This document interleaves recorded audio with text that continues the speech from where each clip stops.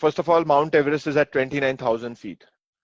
The next time you take a flight and the flight is at cruise altitude and you look out the window, that's the height that I have reached to physically.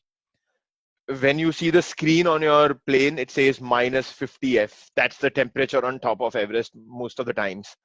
But to give you a sense, if I take you right now and put you on top of Mount Everest, you will die within 5 minutes. There's simply not enough air pressure on the top, consequently lesser oxygen available on the top, which means that all your organs will fail. You will have a massive heart attack, you will die. More than 300 plus people have died climbing Everest in last few years or last 75 years. But thousands of people have gotten injured climbing Everest. They have lost their fingers, they have lost their toes, they have gotten lung infections. There was this guy who on my first 8,000 meter climb had to be rescued. He had an acute case of hypoxia and hypothermia.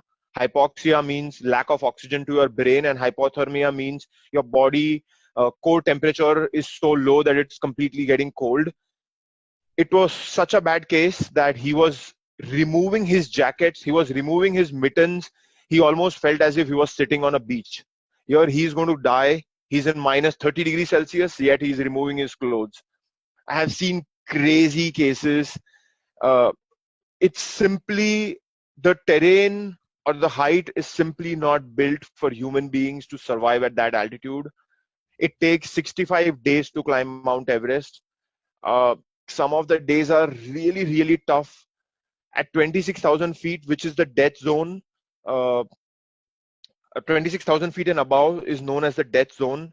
Two things: human bodies cannot survive at that altitude without oxygen, of course, but even with oxygen, you are constantly on borrowed time.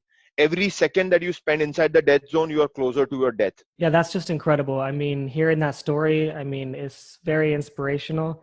And I can tell how you can use that as a tool, not only for yourself in your own life, but also for the animals, and how that can be highly effective. It's truly amazing, and you inspired me. I really want to go climb Mount Everest right now, but I don't think I'm ready yet. And I realized that suddenly, in 2 or 3 years into my journey, as I started writing about my journey, talking about my journey, a lot of people started reaching out to me and asking me, hey, how do you fuel yourself? Hey, what do you eat? Hey, what do you wear? Hey, what do you do? Hey, how are you doing these crazy things? We saw you being this unhealthy 110 kilo guy, and suddenly now you have transformed yourself. And that's when I realized that maybe this is when I start my activism again. Maybe not in the way that I used to before, but something that has given me so much in life, a cause that changed my entire life. It is now time to give back to the cause. But more than that, stand up for the animals, try and save as many animal lives as possible. And so in last few years, I have found my way of activism, and that way is through inspiration. My clear-cut goal is to go and climb big mountains, climb them in 100% vegan way. That is 100% vegan clothing and 100% vegan food without usage of animals in any fashion, and do these crazy things to a point where people come and ask me the question, what do you eat? How do you fuel? What do you do? Just tell us your secret. And that's my way of getting into their life. I ain't eating no beef, no beef, no beef. No, my food was never screamed, never screamed, never screamed. I ain't eating no beef, no pork, no fish, no chicken.